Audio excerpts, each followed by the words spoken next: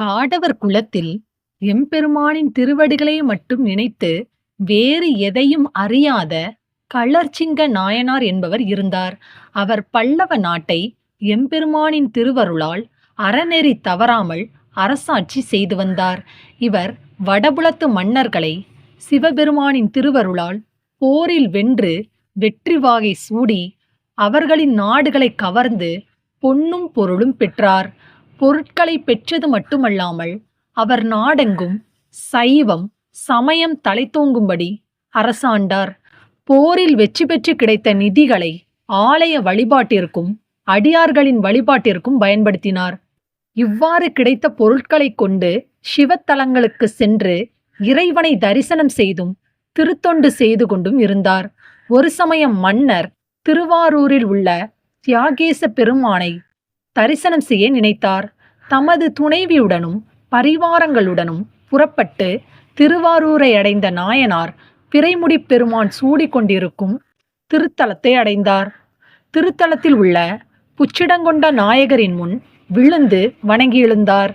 எழில் மிகுந்த சிற்பங்களைக் கண்டும் திருத்தலத்தில் உள்ள பல சிறப்புகள் எல்லாவற்றையும் தனித்தனியே பார்த்து கொண்டும் அழகிய வேலைப்பாடுகள் நிறைந்த மண்டபங்களைக் கண்டு ஆச்சரியமாக திருக்கோவிலை வலம் வந்து கொண்டிருந்தார்.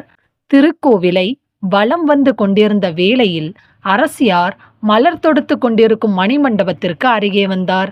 தொண்டர்கள் அனைவரும் சேர்ந்து இறைவனுக்கு சாற்றுவதற்காக பூக்களை தொடுத்து கொண்டிருந்தனர்.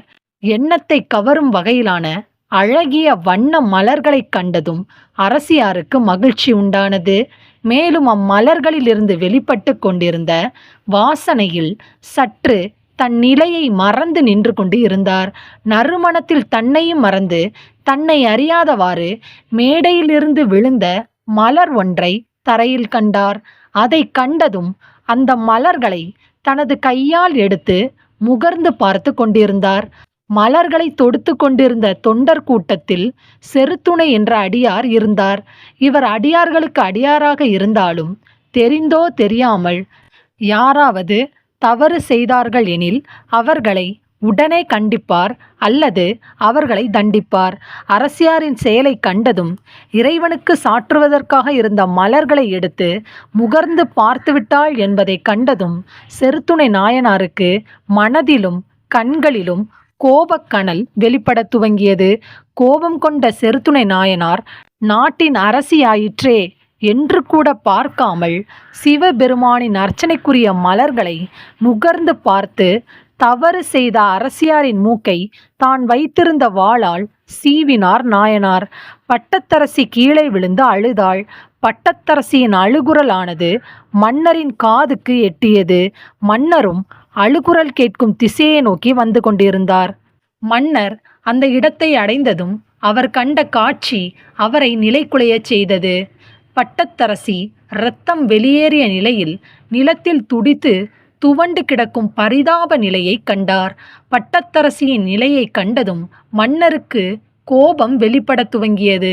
யாருக்கும் அஞ்சாமல் இந்த கொடிய பாவச் செயலை இந்த கோவிலில் செய்தது யார் என்று கண்களில் தீப்பொறி பறக்க கேட்டார்.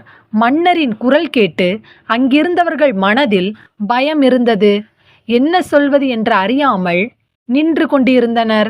அந்த வேளையில் எவருக்கும் பயப்படாமல் இந்த செயலை செய்தது நான் தான் என்று மிகவும் துணிச்சலுடன் கூறினார். குரல் வந்த திசையை நோக்கி செருத்துணையாரை கண்டதும் மன்னரின் கோபமானது கரைய துவங்கியது. அதாவது அடியார் தோற்றம் கொண்ட இவர் இச்செயலை செய்ததற்கு எமது தேவியார் செய்த பிழைதான் என்ன என்பதை அறிய மன்னரின் மனம் துடித்தது.